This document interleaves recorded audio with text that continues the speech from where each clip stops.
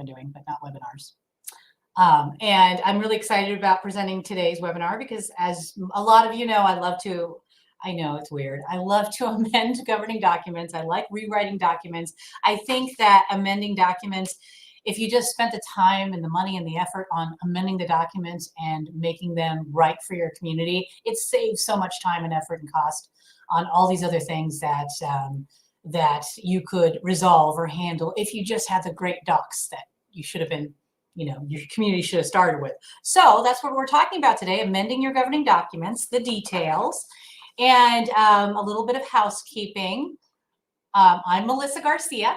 And on your screen, you will see the PowerPoint presentation in the center of the screen. This should take up most of the screen, although I think that the little box should really just be the PowerPoint, and it should just be me filling up the box, just my face.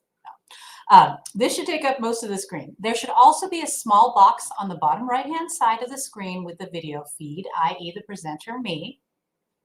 On the left side of the menu, please select the questions and answers icon and type all your questions there, which are going to be addressed at the end of the webinar.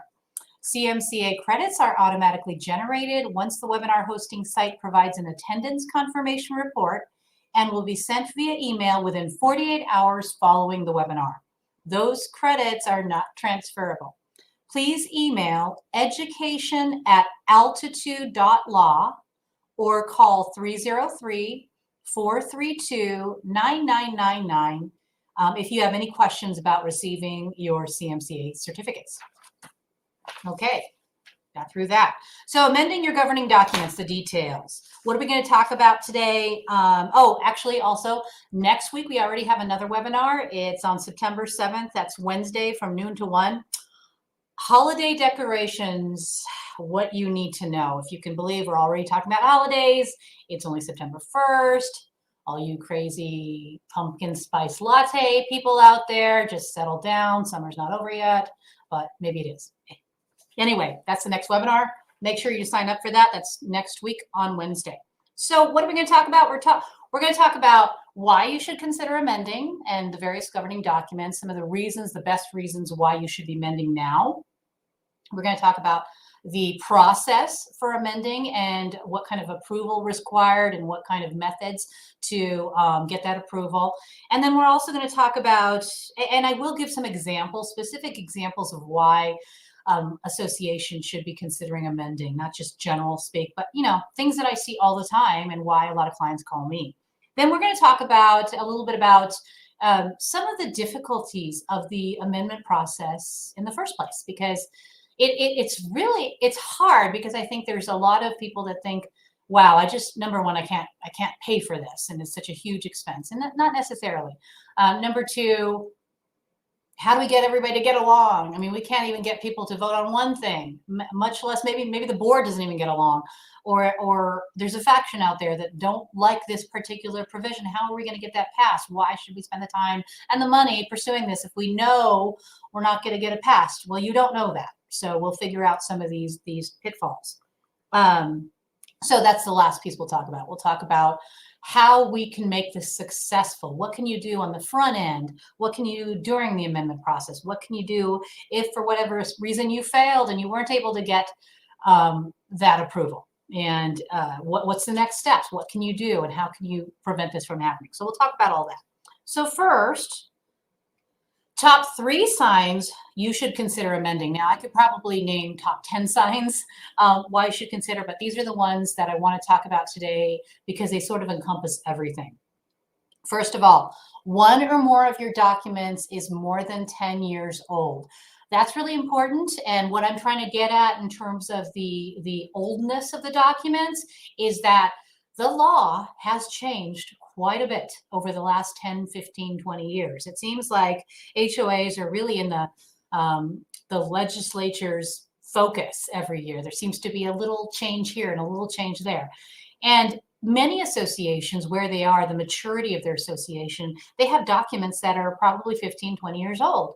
And so we have these boards that are doing a fantastic job at crossing their T's and dotting their I's, and managers who are doing this great job dotting their I's, crossing their T's, and following their governing documents to a T. But guess what? They are following illegal documents. They are doing a great job violating the law. So yeah, I can guarantee you that if your documents are over 10 years old, there's going to be something wrong with them. Probably the bylaws. I would say, I mean, both bylaws and declaration mainly, but the bylaws, there's been this legislative push. The trend is transparency. So you see these changes every single year of how can we be more transparent to the members? What are the things we can do as an association or as a legislature? What can they do? What kind of laws can we enact in order to allow homeowners to have more decision making or observe decision making over the board, or how they can have more access to records, how they can participate more, have more notice. So those are the types of things that have changed in the law. The other thing is, if you're, and not only is there a problem if you don't know what those changes are, because why would you know them if they're not in your documents? I mean, hopefully you'll be reading our e-blast that we send every year whenever there's legislative updates. And you get on our website and look at the legislative tracker, because that's where we show all the changes are. But unless you're flipping back and forth, it's very difficult to know which provision in your current documents still controls and still works versus the new ones. And, you know, the issue is that if you don't know and you don't put it in your documents, then not only do you not know, but the future boards are going to be relying on the practice that you've had and just doing the same thing that you guys did. So, or your current boards did. So it's really important to update your documents if they're more than 10 years old. I had another point and I can't think of it now, so it'll come back. That's what happens with old age. Okay, next one. You have consulted an attorney more than 3 times in the last year for interpretation. Yeah, and much as I'd love to line my pockets with providing you interpretations of ambiguous provisions, and I do that a lot because many people call me and say, what does this mean? I look at it and I go, I don't know what it means, but I do my best to interpret it. And essentially courts are saying, you know, oh, I remember. My point was courts are scrutinizing technical compliance with documents. So if you're in court and you didn't follow all the technical requirements of the law and your documents, then chances are you're not going to be successful. So that was the point about the last one, and keeping up to date with law. Okay, back to this one. So yeah, you can call me and I can charge you for an opinion letter, and I can tell you, you know, courts will defer to the reasonable interpretation of the documents, and here's what I think it means, or here's what it does mean because I can interpret it and it's clear. Whatever that is, I mean, I think what would work best for an association is if they spent the time and the money, instead of, you know, getting these interpretations, rewriting their documents so they're clear in the first place. Get rid of all that legalese. I mean, some of it has to stay, you know, because we have to interpret the law and provide the law as it stands. But you know, get rid of the ambiguous things. Get rid of the inconsistent issues. You know, all the language that has caused you heartache over and headaches over the last 10 years. Let's get rid of it and spend your time and money on that instead. Then finally, consistently fail to meet or enforce documents requirements. Now, this really has to do with liability, because one of the main, from my litigators, they tell me that one of the main reasons why associations and boards get sued today is because of non-uniform enforcement or failure to enforce a very clear restriction in the governing documents. If it's in there, then there's a duty to enforce. And if you're not enforcing it because you don't like the provision, you're setting yourself up for liability. You're exposing yourself and the association to liability by having a clear statement that says no dogs and then not enforcing that statement. The better thing to do is get rid of that restriction that nobody likes. Okay? All right.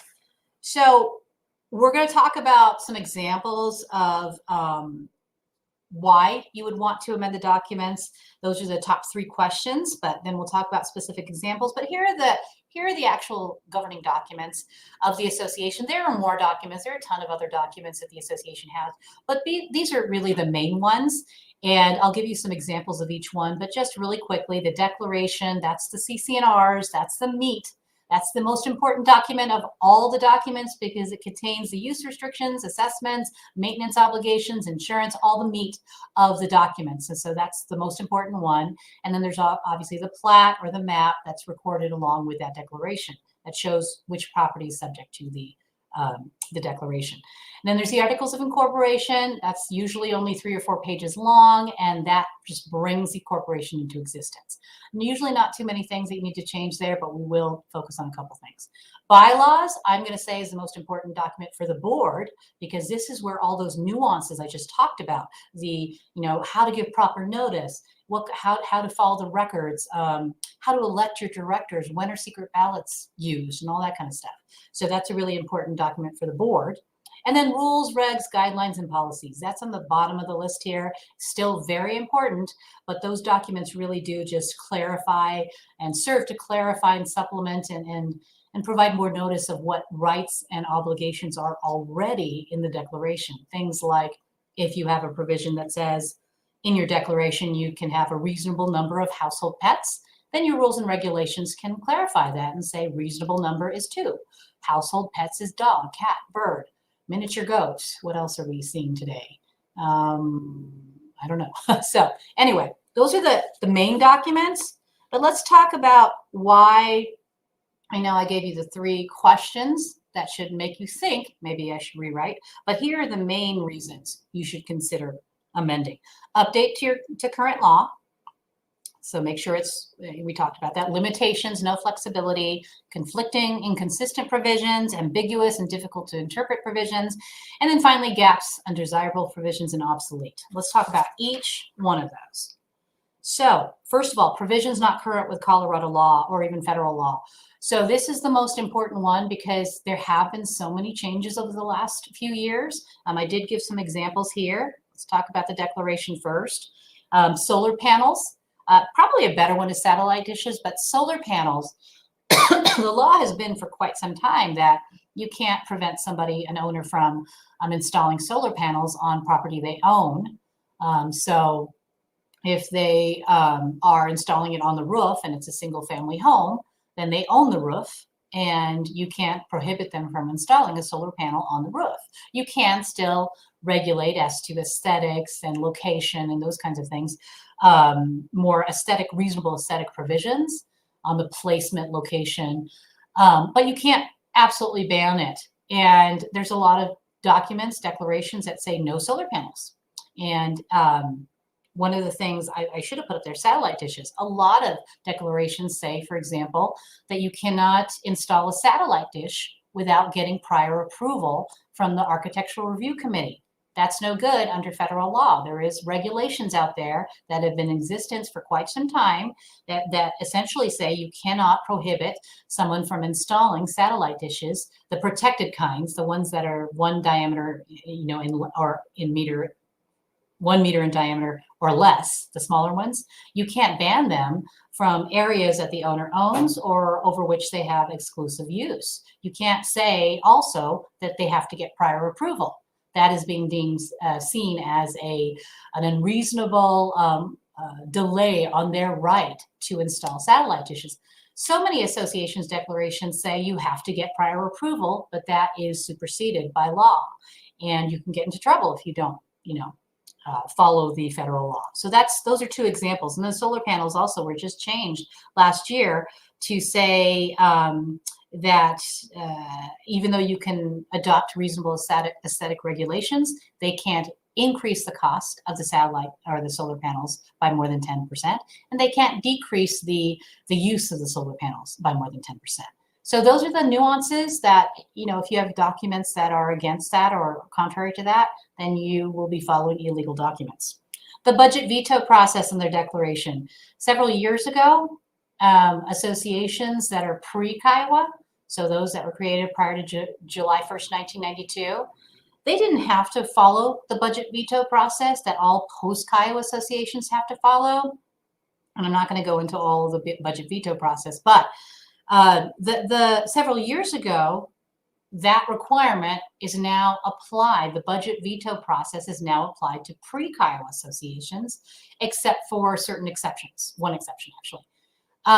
And again, a lot of associations, they're going to follow very clear language in their declaration that says that the board can adopt the budget without offering it to the homeowners for an opportunity to veto. There's another place where you can get in trouble. Parking restrictions, I mentioned that because just this year under HB 221139, there's a new law that became effective August 9th in which the association can no longer regulate the use of public rights of way, and that would include public streets. So a lot of associations have private restrictions on public streets. They can no longer enforce them. So that's another example. Now with bylaws, notice requirements, I think most of the documents now probably follow the specific notice requirements, but just to give you an example, if you have old documents that say that you can give notice of an owner's meeting more than 50 days in advance of that meeting, that's now superseded by Colorado law. Some older ones say that you can give notice up to 60 days prior to an owner's meeting. That's no longer valid.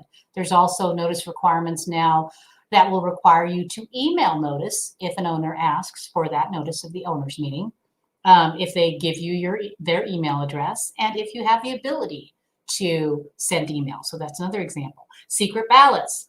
Right now, what the law requires is that contested elections are supposed to be conducted by secret ballots. So I think a lot of associations already know that, but many of the documents don't say that.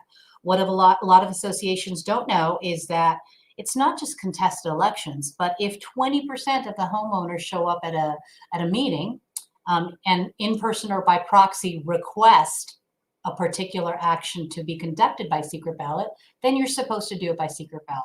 So if you don't have that kind of nuance in your bylaws, then you may be, violating the law.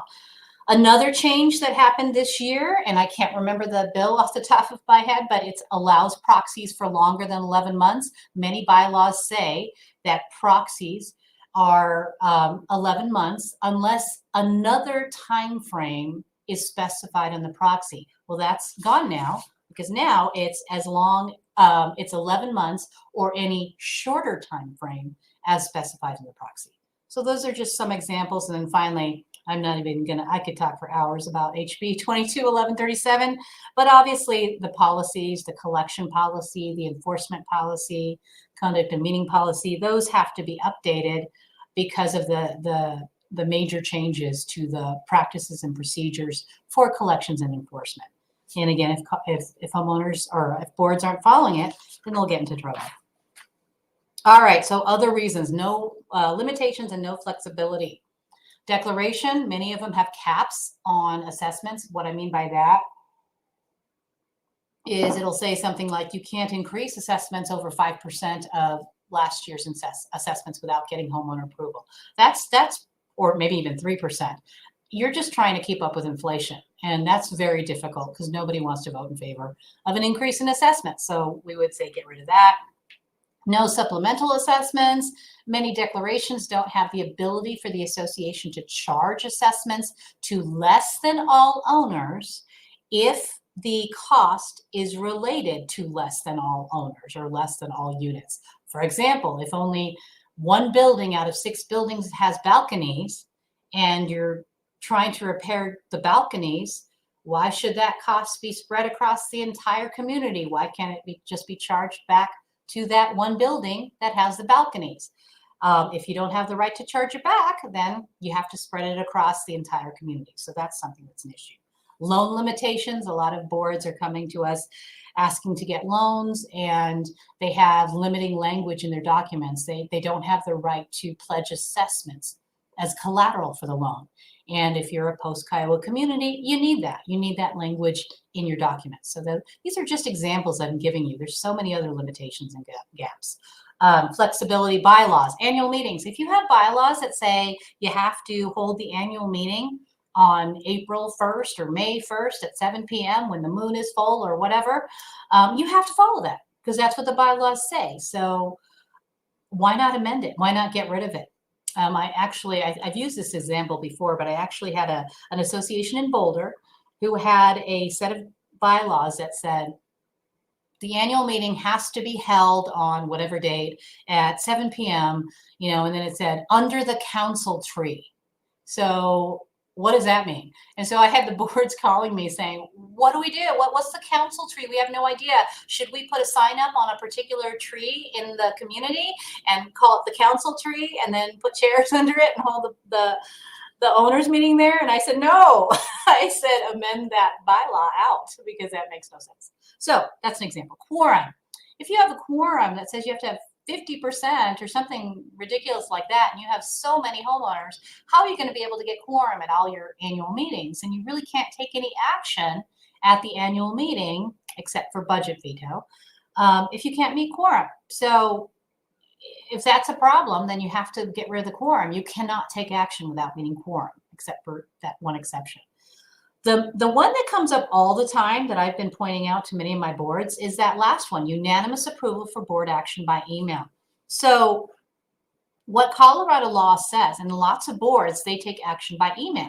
They don't necessarily hold a meeting. And I'm not a big fan of the email vote because I do think that if you meet in person and you're able to vet a particular issue, and ask questions and talk to each other face to face, whether it's at a physical meeting or via Zoom, that lends to a much better informed decision. I think a better decision than just a few emails that go back and forth. But sometimes you need, maybe it's an emergency, or sometimes you need to do something by email.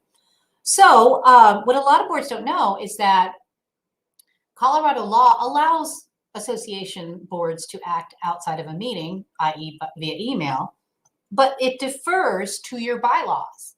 And so your bylaws will often prescribe how boards should take action outside of a meeting. And a lot of them say unanimous written approval is necessary for boards to take action outside of a meeting, i.e. by email.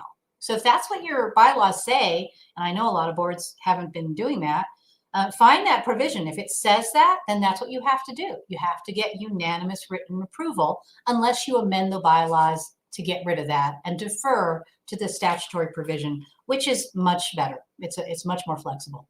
So that is a perfect example of where you have no flexibility and it's constantly coming up.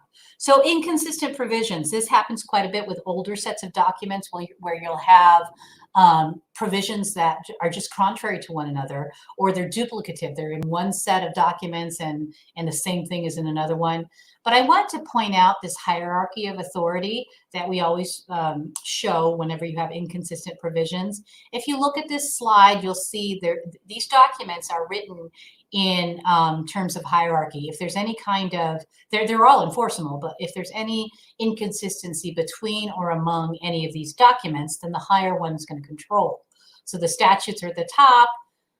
It's a little tricky because sometimes the statute will defer to the document itself. So it's not an absolute overriding provision, but statutes on top, then declaration, articles, bylaws, it's all in that order.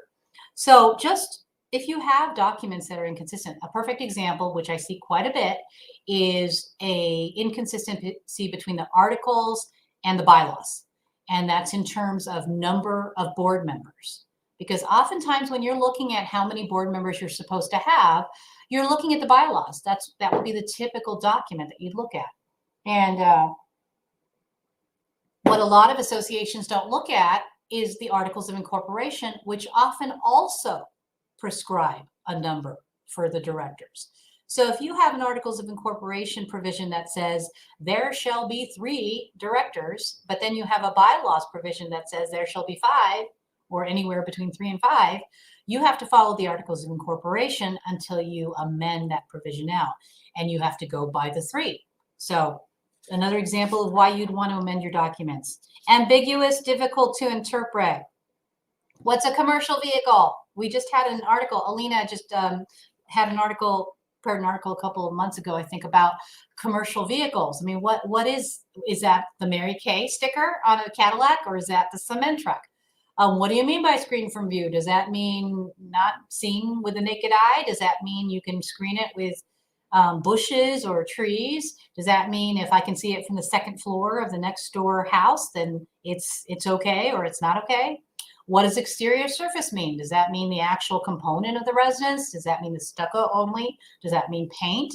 What does that mean? So again, when I was talking earlier about spending more the money on defining something versus continuing to go with some of these ambiguous provisions, that's why you want to do it.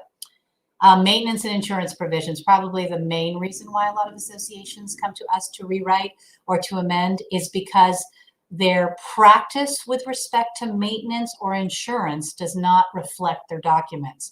For the last 10 years, they've always told the owners they're supposed to maintain this particular balcony, and all of a sudden they find out that, nope, that's an association responsibility. So they want to shift it to make it reflect the practice. Same with insurance right now. My gosh, so many insurance amendments because, you can't get the insurance that's required under the documents. It's so expensive or it's too expensive for the association to continue to file claims for these particular insurance obligations. So they want to change it. So that's definitely an issue. And finally, gaps, undesirable, obsolete, just name a few here. Short-term rentals, that's such a trending issue right now, getting rid of Airbnbs or somehow limiting them. Smoking marijuana has always been an issue. No pets, no dogs allowed. Some provisions say no dogs or no pets or no motorcycles on the driveway or no something, and who doesn't like dogs? Why would you not allow dogs? But anyway. Maintenance provision, we just talked about that. Declarant rights, all these obsolete provisions that are in favor of the declarant. Might as well get rid of those.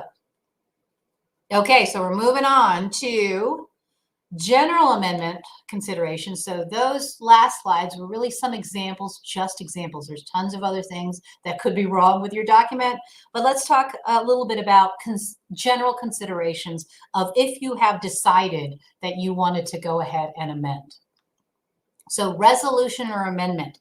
What I mean by that is sometimes you'll have an ambiguous provision and courts will allow boards to adopt reasonable interpretations of ambiguous provisions, such as, for example, commercial vehicle or screen from view. So you don't necessarily have to amend the declaration to put that exact definition in your declaration. You can, as a board, adopt a resolution clarifying that particular provision. The only problem with that, and it's fine, I think it's fine to do if you're not in a position to amend or rewrite at this point, but if you do adopt a resolution clarifying an ambiguous term, then realize that a future board could decide to override that particular interpretation because these are adopted by boards. They're not adopted by homeowners. You're not changing the declaration. So future boards can decide or expand or do something to that interpretation that you might not have liked. So if you want it to stick, if you want to say only 2 dogs are allowed in the community, period, versus a reasonable number of dogs, then you would want to state in an amendment 2 dogs per unit. And so a consideration. Limited amendment or full rewrite. Sometimes the clients will come to us and they'll say, we don't have the money to adopt a full rewrite and go through and just start with a whole new set of documents. And I understand that. I mean, it's expensive. It's in the thousands of dollars. So it makes sense to either budget for the next year, but let's say you have a provision that you need to do right now. You want to right now prohibit short-term rentals because summer's coming up or something's happening that this is going to be an issue, so you want to get it done now. You can always do a limited amendment. That's just a piecemeal amendment that addresses a particular provision in the documents. It's not completely rewriting the documents. It's just amending one provision. Another example would be in the bylaws. We have a lot of boards right now who are saying, we hate the fact that our bylaws say that you need unanimous written approval for email votes of the board. So can you do a limited amendment to get rid of that? Sure, we can. And we'll talk about approval process here in a second. And that actually leads to the next thing, different approval requirements depending on the document. So don't just think as a manager, well, these 5 documents, they all say that it's a majority of a quorum for homeowners to amend the bylaws. But then you have a 6th set and you don't look at it. It might be different, it might be completely different. It might say 75% of the entire community, or it might say homeowner approval is not necessary. So they're all different depending on the document, just realize that. And also on whether an owner and board approvals, or owner or board approval is needed, or one or the other, which we'll talk about in a second. And you might need lender approval for your declaration amendments, which we'll also talk about here in a minute. There's also different processes for obtaining approval. So this can be quite strategic. It really depends on your community and how easy it is for you to get them to respond. What's the better way to get them to respond? Is the better way to have a meeting, and so people show up? Do a lot of people come to your annual meetings? Do they like to come in person and vet it and ask questions before they actually vote? Will they respond that way? Or will most people in your community respond by receiving a ballot in the mail and then responding to that ballot in the mail? Because sometimes it's just a lot easier to have a ballot in front of you and you can say yes or no and then just return it, and you don't have to show up at a meeting and all that. So I would say that most associations are probably have, most homeowners like to just respond via ballot. It's kind of difficult to get them to attend a meeting or to give a proxy to attend a meeting, but we'll talk a little bit about that as well. But just realize that there are different ways to get approval. This is also document specific though, because sometimes the documents will say very clearly, you have to get approval a particular way. And if it says that, then you have to follow your provisions. Okay, let's talk about the processes for amending your governing documents, because they're all different for each of the documents. So first we'll talk about the articles, because again, that's the document that brings the corporation to existence, and oftentimes it doesn't even need to be amended. If it does need to be amended, it's because of some cleanup issues, but not necessarily anything substantive. But for amending the articles, the statute, the Colorado Revised Nonprofit Act, does provide certain things that the board can amend on its own. Things like the registered agent. You can change that on the Secretary of State's website. The registered agent is the person that receives, if the association is being sued, they have to give the summons and complaint to whoever is named as the registered agent. So that's something that the board can just change on its own. So you can also change the principal office of the association. So there's a couple of things that you can change on your own. But for the most part, if you're going to amend some of the general purposes of the association, or if you're going to amend the name of the association, or a couple of other things that are in there, then you're going to have to get homeowner approval. And a lot of documents, a lot of articles don't specify what that approval is. If they don't, then the approval requirement will be a majority of a quorum of homeowners, at least a quorum of homeowners. So if it's silent, then you have to have at least a quorum of homeowners that vote. And assuming at least a quorum of homeowners vote, then a majority of that quorum has to approve the amendment. But just look for the specific document approval requirement, because it might say something crazy like 80% of the entire community has to approve an amendment to the articles. And if it says that, then that's what you have to follow. But that's the least important one. I think the one area in the articles which we always talk about that you'd want, if you're going to amend the articles, you want to put in there what's called a limitation of liability, because there is a provision in the statute that essentially describes the limitation of liability on directors who are acting on behalf of the association, as long as they're not acting, grossly negligent or not in the best interest of the association. So you'd want to have some of that limitation of liability language in your articles of incorporation. So let's talk about the bylaws. So the bylaws can be amended by both the board and the owners. And typically there's something in the bylaws that prescribes the owner's approval requirement, sometimes the board. But let me tell you a little bit about what the statute says. And essentially the statute allows the board to approve it, even if there isn't language, approve an amendment to the bylaws, even if there isn't language clearly stating what that approval requirement is. So it's going to depend on whether your association is a pre-Kiowa association or a post-Kiowa association. And remembering going back to your days of taking the whatever exams, pre-Kiowa associations are those that are created prior to July 1st, 1992. So if it's a pre-Kiowa association, then you have a lot of flexibility when it comes to amending the bylaws. The board can actually amend the bylaws except for quorum. That's the only thing that the board can't amend the bylaws on is quorum. And so those are the provisions that I put up there. If you want to get the Nonprofit Act and look at the actual provisions that specify this, then you can read the language yourself. If you're a post-Kiowa association, the board can again amend except for quorum, terms and qualifications of directors, or powers and duties of the board. So any of those provisions the board can't amend on its own. But everything else, things like annual meeting date, or how the board takes action by email, or use of secret ballots, whatever that, anything outside of those provisions can be approved by the board, and you don't have to go to the homeowners for approval.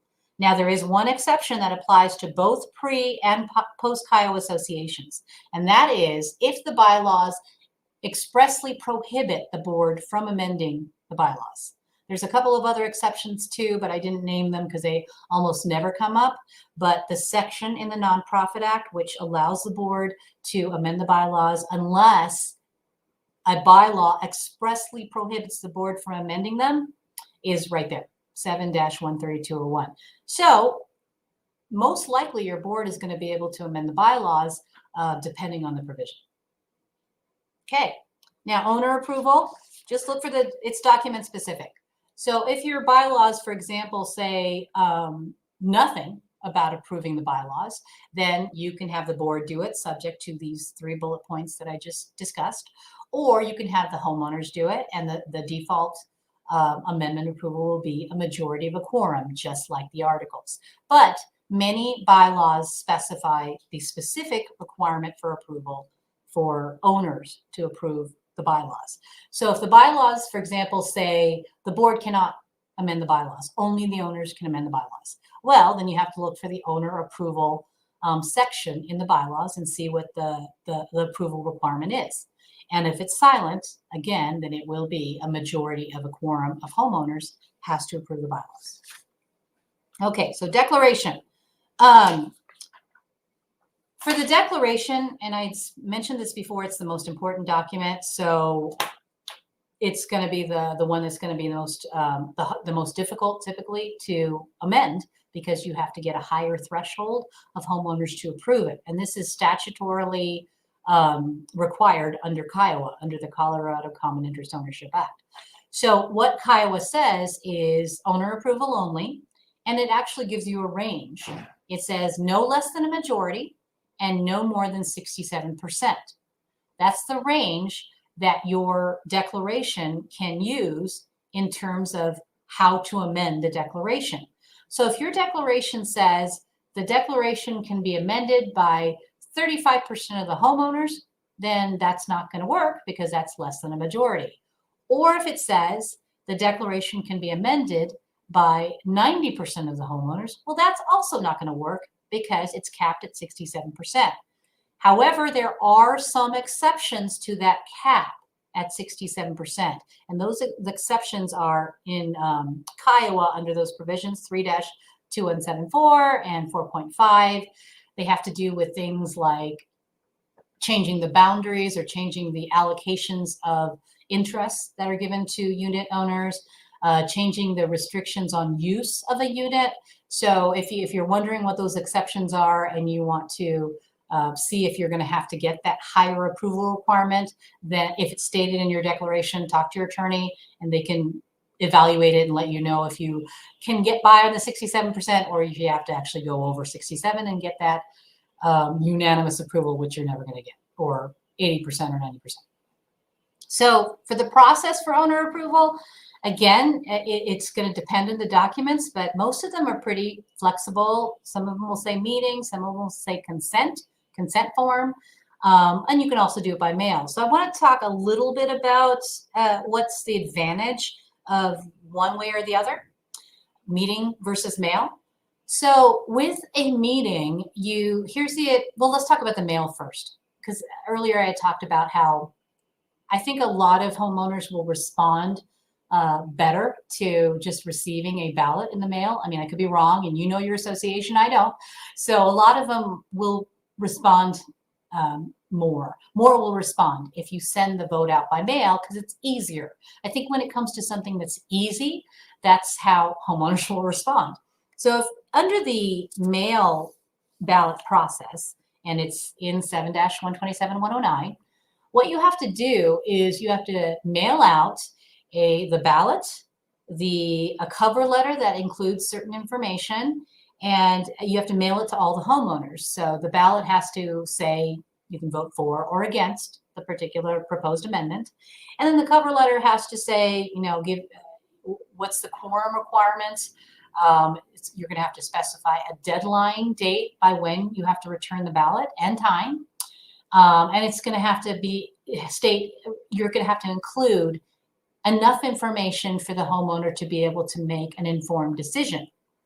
And that means you have to include the amendment, the actual amendment, so they can read the amendment and decide for themselves whether they want to vote yes or no. So the advantage of that is just nice and neat. There's a cover letter, there's a rewrite of a document or an amendment, a limited amendment. There's a ballot that says vote yes or no, and the ways that you can respond. And then that's it, they respond.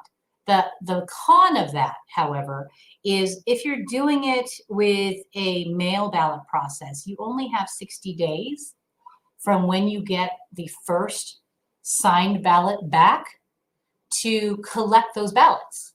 So for associations that have less than 100, maybe 50 or something, that's not a big deal. You should be able to get responses within that 60-day time frame. But for associations that have a ton of homeowners, it's going to be pretty difficult. It's quicker than you think, that 60 days. It's going to be pretty difficult to be able to collect all the ballots within 60 days. So unless you have a lot of people helping you with respect to the collection, which we'll talk about in a second, it might be better to go the meeting route instead. So really the downside, and also there's the cost, obviously, of mailing everything out. But if you're going to do the meeting, you're still going to have to mail the notice anyway, so there's still costs involved with that. So the meeting, if you have a vote on the documents at a meeting, then obviously the downside is you usually can't get a lot of homeowners to attend your meeting. So if you can't get them to attend the annual meeting, how are you going to get them to attend a meeting to vote on documents? It's very difficult. So typically what's happening is you're not getting them to attend the meeting. Instead, you're getting them to fill out a proxy, a directed proxy that says, I direct so-and-so to vote yes or no on the proposed amendments. And so you're sending out a notice of the meeting. You're sending out, or at least you're sending out a cover letter with a directed proxy saying, fill this proxy out. We're going to send a notice later on as soon as we are able to get enough proxies collected to actually hold the meeting. Once you get enough proxies to actually hold the meeting, then you send the notice out and you call a special meeting in order to vote at the meeting. And at the meeting, you would take all those proxies that you've just collected and you exchange it for ballots, and then you can vote the ballots at the meeting. So the downside is if you're sitting around trying to collect proxies over the several months, people will move, they might change their mind and come to the meeting and say, never mind. You lose the momentum that you have when you're trying to get everything done within 60 days. So there's problems both ways, but the meeting way and the proxy way is the way to get around the 60-day requirement for collecting ballots. It's not, there's cons for both, obviously, but just realize that you should talk it through with your attorney so they can give you what they feel is the best process to use, and they can strategize with you on how to use that. And we'll talk a little bit more about other things you can do to make that process easier. So another thing for the amending declarations is that sometimes they require lender approval, particularly with condo associations, because that's usually a requirement in order to satisfy, be eligible for certain loans.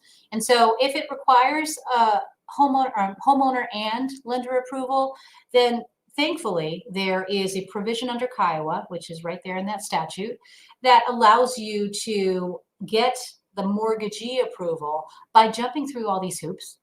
And if they don't respond within 60 days, then their non-response is counted as a yes. We do this all the time. You're just essentially sending out the amendment. You're posting it in the newspaper at least twice. You are waiting 60 days to see if there's any objection. And if there's no objection, then it's deemed a yes. So that might be something you want to use if you have mortgagees that have to approve it. The declaration itself might actually have something easier than the process that I just named under the statute.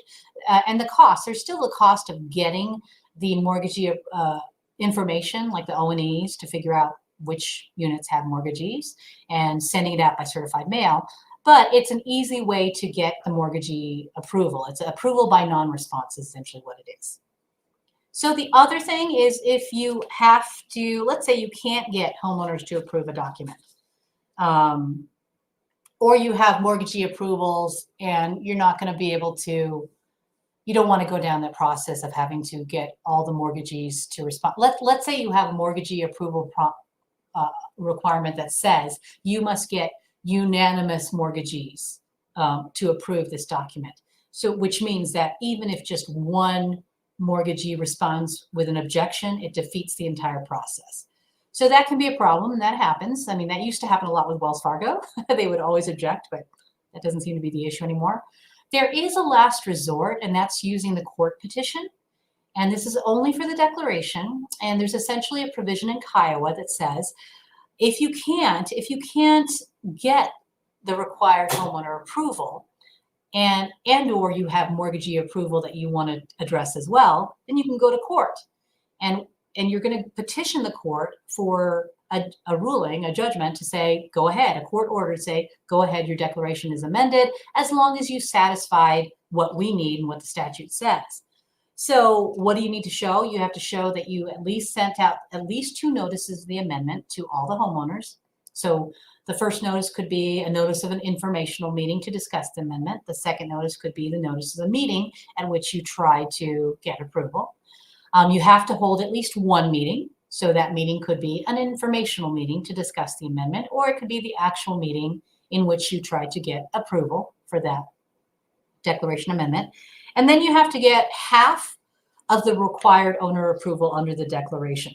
So that means if your declaration says you have to get 67% of the homeowners to approve, then you need to get at least half of the homeowners to approve, half of that 67%. If your declaration says you have to get 90% to approve, then you have to get at least 45% to approve. So that's some of the front-loaded requirements of the court petition process. The second piece is you have to go to a hearing. We have to prepare a petition. There's all these mailing requirements that go out to the mortgagees and all that. So it can be expensive. So you don't really want to use this process unless you've tried to get the actual approval. You've gone door to door. The 3 things you can't do, though, is you can't change the allocated interest under the declaration. So that means an example would be if the assessments are allocated by square footage or they're weighted. For example, if you have a higher square footage, then you pay a higher assessments. And if you want to change that to equal assessments for everyone, well, you can't use the court petition process because that's one of the exclusions. You can't terminate the association using the court petition process either. No declarant can object if the declarant is entitled to vote on it. And no more than 33% objections by owners or mortgagees. So here, that's very important because you don't want to use the court petition process if the reason why you can't get approval from the homeowners is because of objection. You only want to use the court petition process if the reason why you can't get homeowner approval is apathy.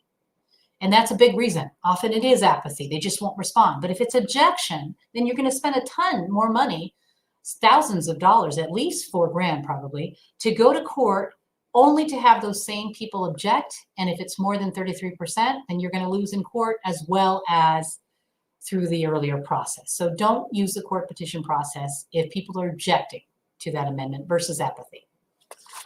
Okay. And finally, one last, the rules, guidelines, policies, and procedures. Usually it's the board that amends everything unilaterally. You don't need to get owner approval, but you need to look, it's document specific. Architectural guidelines, if you're trying to change those, that's also document specific, so be careful, because sometimes it'll say the Architectural Review Committee can change them. Sometimes it says that only the board can change them. Sometimes they'll say that the Architectural Review Committee must submit their proposed revisions to the board to change them. So it's all document specific. Make sure you review that in detail. Also, when it comes to amending rules, guidelines, and policies and procedures, there's stricter scrutiny by court if they're challenged.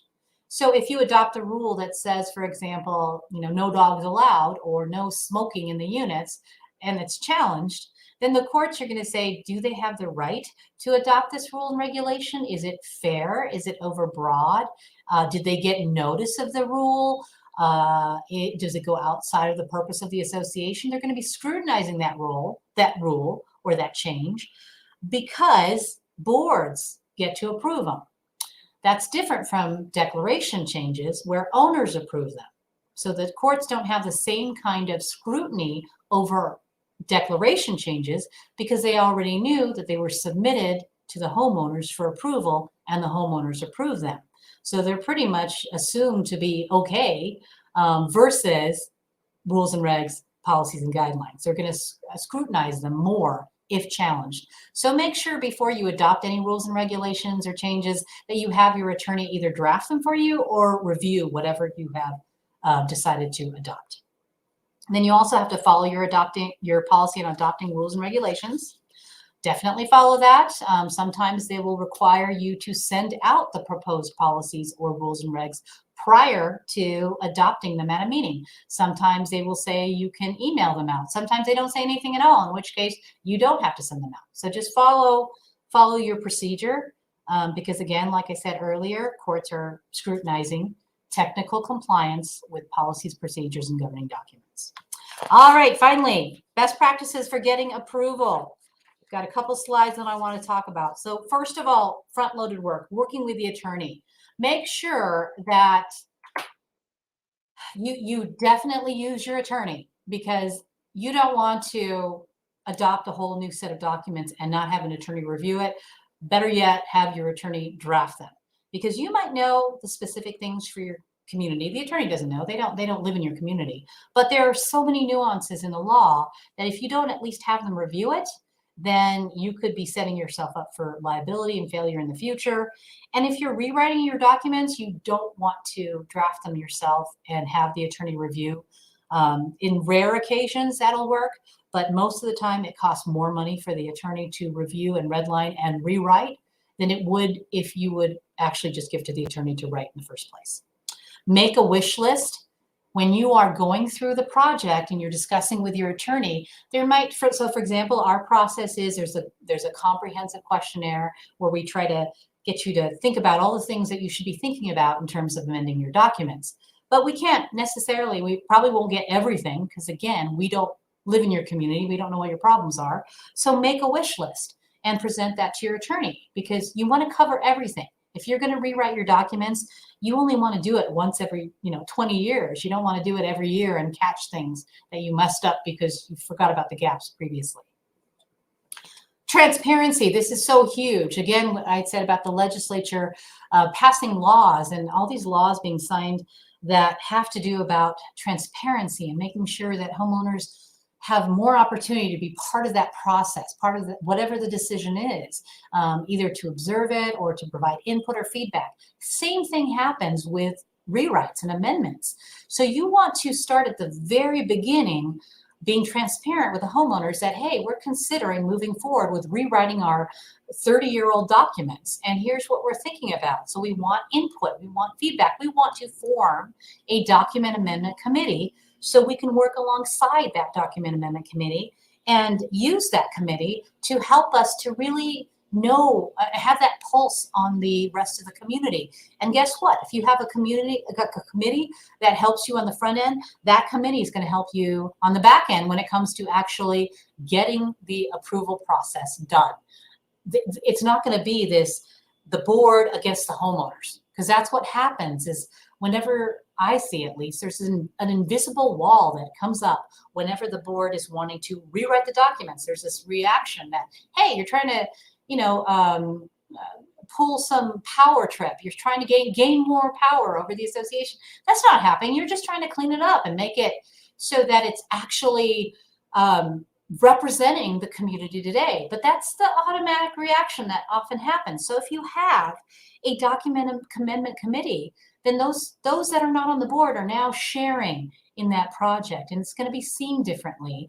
And you may be surprised, but sometimes the neighborhood naysayer, the one that's always challenging the decisions, might be your greatest asset on one of these committees if their eyes are open to how many things that are wrong in the documents that they've been upset because you've been not doing something, and you keep turning around and say, we can't do it because our documents don't allow. They might actually be your greatest asset. So find a great document amendment committee, get homeowners to be part of the process from the very beginning, try to have a cross section of the entire community. So when it comes to getting the approval, everyone is going to be helping. Maybe you have captains for each neighborhood or each street that will try to get the word across to everybody and try to get everybody to respond.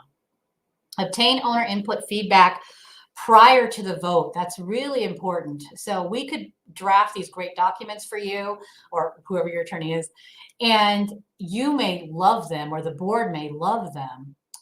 But if the board is acting in a vacuum and homeowners haven't seen it, and the first time they get hit with it is when we're asking for their approval, that's going to be a problem. Because if you don't have this opportunity to post them and give them an opportunity to read them, to provide input and feedback, then you're wasting the ability to weed out any red flags that could cause the entire project to fail.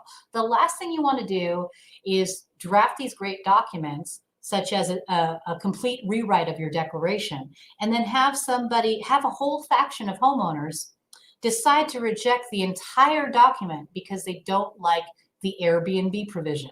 And that has happened. And you won't know that unless you have that opportunity to provide input and feedback. Post it on the website. Have it out there and say you have 2 weeks, you have 3 weeks to give your comments. Have an informational meeting. Have the attorney there to respond and to explain how provisions work, so everybody can understand. That's what you need to do before you finalize the documents and send them out for vote. That is probably the number one best practice for getting documents approved, is have this opportunity, because you're going to find out a lot from your homeowners what's not going to work. And then make it easy for them to vote. Don't just say, return this ballot and here's the address. Give them a self-addressed envelope. Allow them to return it by scanning and emailing it. Have a ballot box or something in the clubhouse that they can just drop their ballot off. Have a particular board member where they can drop it off in person, sealed to the board member. Make it very simple for them to respond, because if you don't, then again, they might just toss it. All right, so others, and then we'll open it up for questions because we're getting there at the end here. Know the hot buttons up front. What I mean, and that's really what I was talking about in terms of the informational meeting and having the opportunity for input and feedback, because you don't want to spend a ton of money sending out a bunch of documents by mail with a ballot and having your attorney draft all these approval requirement documents and then have it fail because of one provision. So know what those hot buttons are up front. Consider exceptions to the restrictions. So what I mean, this is the grandfather clause. This has happened many times with rental restrictions where, that's a polarizing issue. Either people love it or they hate it. Or some homeowners are like, well, I don't want to rent now, but if you're going to cap the number of units that are going to rent, then you're taking away my right to rent later. And I might want to get a second house in, Belize and then just rent out my unit. So consider when you get that kind of feedback in the informational feedback period that you might want to grandfather in certain homeowners and say, okay, all those homeowners who bought for the sole purpose, those investors, the sole purpose of renting their units, we are going to accept them from this restriction. And that may get them to approve it as long as it's not impacting them negatively. And if you have, 35% of the homeowners are already renting their units out, and you try to pass some kind of rental restriction, guess what? If your owner approval requirement is 67% and you have 35% who are renting, you've already lost, because those 35% are probably going to vote against this rental restriction because it affects them. So you need to know this strategically ahead of time so you can figure out, do we put a grandfather clause in there? Do we somehow compromise? Do we craft it differently? So these are all the things that you need to talk to your attorney. What happens if you can't get the board to agree? Well, you know what? I think that that's where your attorney needs to get involved, because it's not about the board. And if you have boards that are fighting over a particular provision, it's not about what the specific board members want. It's what the communities are going to approve. So if you have that situation, there's a lot of dysfunctional boards over there, around, and you can't get them to agree, and it's holding up the entire process. And, I would say get your attorney involved, because many of them will be able to resolve it, or either try to craft the provision that board members will agree to then submit to the homeowners. Same thing as if you can't get the owners to agree. So again, if there's a particular provision that is stopping everybody from moving forward with the amendment, talk to your attorney. Your attorney might be able to give you some kind of, I would say, for example, if the thing that's causing everything to fail right now or to hinder the process is the rental restriction or the smoking restriction or whatever, then maybe we just take that out. We take that whole thing out and we approve everything else. We move forward with everything else, and let's deal with that other provision later. Let's deal with it as a limited amendment when we have more time and energy to focus on that versus having it impede the entire process. And then, of course, what happens if no one cares? Well, if no one cares, it's unfortunate for the bylaws and articles, because you can't use the court petition, and you're essentially going to have to go pound the pavement and try to figure out why they don't care and just go door to door. But at least with the declaration, if no one cares, the apathy, you can still go to the court for that court petition process. And as long as you get half of the required approval of owners to care and to vote in favor, then you're going to be able to move forward. So, and then, people get disengaged. They are not interested in this. And it's not a sexy topic. And there's so many ways that you can maybe not make it sexy, but there's so many ways that you can engage them through various maybe social events. Maybe you say, hey, we're going to talk about blah, blah, blah, the amendment at the barbecue, or hey, at this owner approval, at the owner meeting, at the annual meeting, we're going to set aside some time to talk about amendments. Or let's use those document committees. Let's appoint people who are energetic and really believe in the documents. Let's split the community amongst each of these people, each of these homeowners. Let's give them 10 homes, then 10 homes, or maybe then let's give them a block or them a block. And they can use whatever influence they have to get people engaged. It's a lot easier if you can break up the burden amongst more. And you can only do that if you start with that, if you start with more homeowners involved from the very beginning. So, I mean, there's various ways that you can tackle this, but again, talk to your attorney. There might be other things that we can, discuss. And I would want to know more about your community, and I would want to know who are the major influencers, and I'd want to know, what are some of the events that are coming up, or, what has happened in the past? What have you done in the past? Are people more apt to respond electronically? That makes it really easy if you can do something electronically. And there are ways to respond to a ballot electronically. So there's all these ways that you can make it easy. You just have to have that discussion with your attorney, and your attorney should be able to respond. And if all else fails, I promised that I would bring up some fun ways to get something approved. You can always, at your next annual meeting, maybe that's vodka and chocolate. That always works. That's my little, you need the economy sized bottles.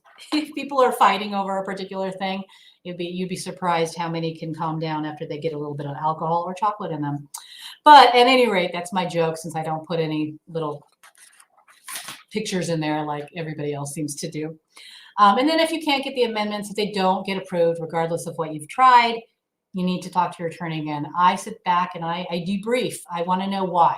We want to figure out why, and then we want to go back and craft that provision in a way that will get people to approve, or we need to tackle things differently. There's no reason why you should just shelve the project if it doesn't get approved the first time. We will get approved the second time.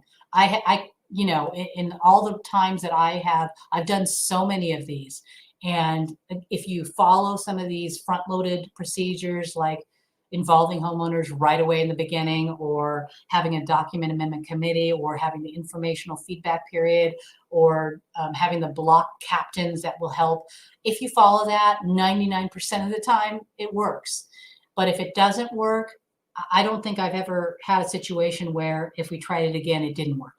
So, and most of the time, again, I'm going to say 99% of the time, it gets passed the first time around, or we have to go to court petition, and then it gets passed during the court petition. So I've been talking too much. Now I'm going to have a drink and no, I'm just kidding. And read some of your questions. All right, let's see what these questions say. And I'm sorry that I went over, but I get so excited about this topic.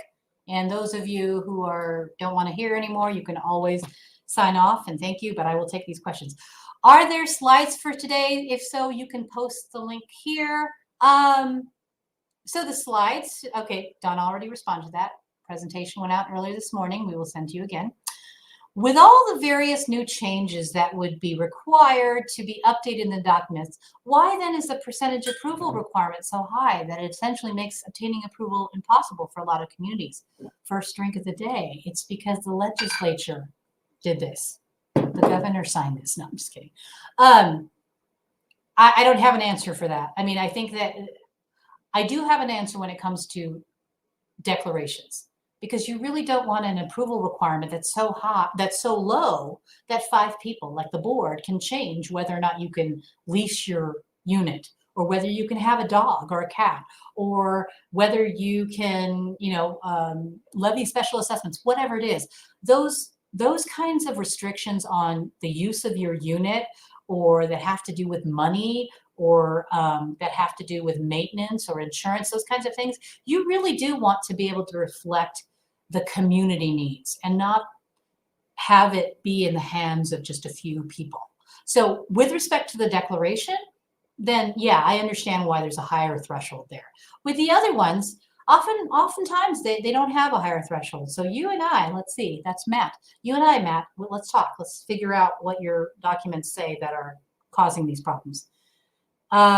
System is locked up. Sorry, I don't know what happened there. What if the documents are silent as to the unanimous approval for board action taken by email? Is it okay to take action by email? Great question. If the bylaws are silent in terms of how to take action outside of an email or outside of a meeting, if they say nothing at all, then you can defer to the statute. The statute does, it's a very specific process. And essentially what you're going to be doing is you're going to be sending an email to all the directors with a deadline date. They have to respond with yes or no by the deadline date, or not respond.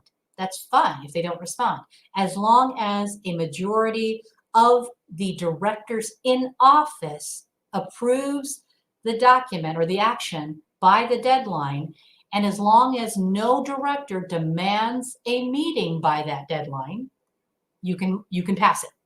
So that's I just totally summarized the statutory process of taking action by email for boards. But please send me an email or call me after this, and we can talk about the specifics because there's a lot more that's involved. But yes, if it's silent, but be careful. Some people think it's silent because they don't see the term email. A lot of documents don't say email. A lot of bylaws do not say email. They say things like action without a meeting or consent to corporate action. Those are the two phrases that you need to look at in your bylaws to see if there's provisions for taking action by email. Does the plat supersede the declarations? No, actually, they're considered the same document on the hierarchy. That's why they were on that hierarchy on the same area. They are considered the same document because they both are needed to create the association. So they're in the same hierarchy. We have a PUD agreement with the county. We are in an incorporated area. Where does this document fall in the hierarchy? That's a great question. I'm going to say it's not on the hierarchy because it doesn't govern associations in the same ways that as the statute and the founding documents govern the association. I would want to see the PUD agreement because sometimes language in the PUD or other outside documents will relate or work in conjunction with the declaration, but most likely, if there's an inconsistency between the PUD and the declaration or the plat, declaration or the plat is going to control. But I would want to see the actual document because this is just a general statement, and it all really, it's the devil's are in the details, so I'd want to take a look at that. Can a board amend bylaws to state that a member can only be the proxy for a certain number of other members? In other words, can Joe bring an unlimited number of proxies to the meeting, or can that be limited to a certain number like 2 or 4? That's a great question. Joe or whomever can bring an unlimited number of proxies. I would not amend the bylaws to put a cap on proxies, on number of proxies, because both Kiowa as well as the clear spirit of Kiowa and the legislative trends will frown upon any barrier to an owner's right to vote by proxy. And if you're limiting proxy numbers to a person, saying you can only carry 10 proxies, for example, and this homeowner wants to vote and they want to give their proxy to that person, well, you've just prohibited that owner from voting. So I would not do it. There's language in Kiowa that says homeowners get the ability to vote by proxy. Plus, again, all the statutory trends will frown on that. Can we collect ballots via email? You sure can. So talk to me a little bit more about, I mean, you can contact me if you need more discussion about some of the electronic ways of collecting ballots or voting and all that. For amending allocated interests in the declarations, would it still only require at least 67% vote in favor? Maybe, because amending allocated interests is one of those exceptions under Kiowa. Kiowa says that you can't have a higher amendment requirement than 67% owner approval, except for these exceptions. One of those exceptions is allocated interests.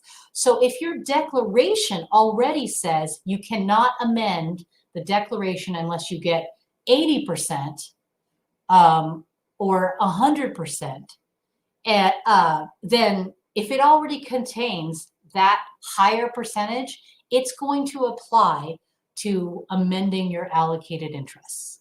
Hopefully that made sense. So that higher percentage is still going to apply to amending your allocated interests. Do you recommend sending the documents in a red line from the owner so they can see the changes? That's such a great question. Well, if you have the ability to show the red line, absolutely. But most of the time, the way we work, for example, we don't have a red line. There can't be a red line because we start with language that's already a complete rewrite from the current documents. So we're not taking your current documents and redlining them with all the changes. That would probably cost twice as much, and it would be more of a difficult project than just starting with our templates and then tweaking and clarifying and massaging them so that they work for your community. So if you have the ability, yeah, I think it's a great idea because people want to know what's been changed. If you don't have the ability, then what we do is we send a summary with that cover letter that says, hey, here's our informational meeting coming up, and hey, here's your opportunity to provide input and feedback in the documents. And here is a summary of the major changes. And we always provide that with our cover letter. So that's what you would want to do. You'd have the summary, you'd have the opportunity to view those documents on the website, and you'd have the informational meeting. And then they can come and ask questions. They can compare if they want to with your current documents. Do the owners have to identify themselves on the voting document? Yes, it depends.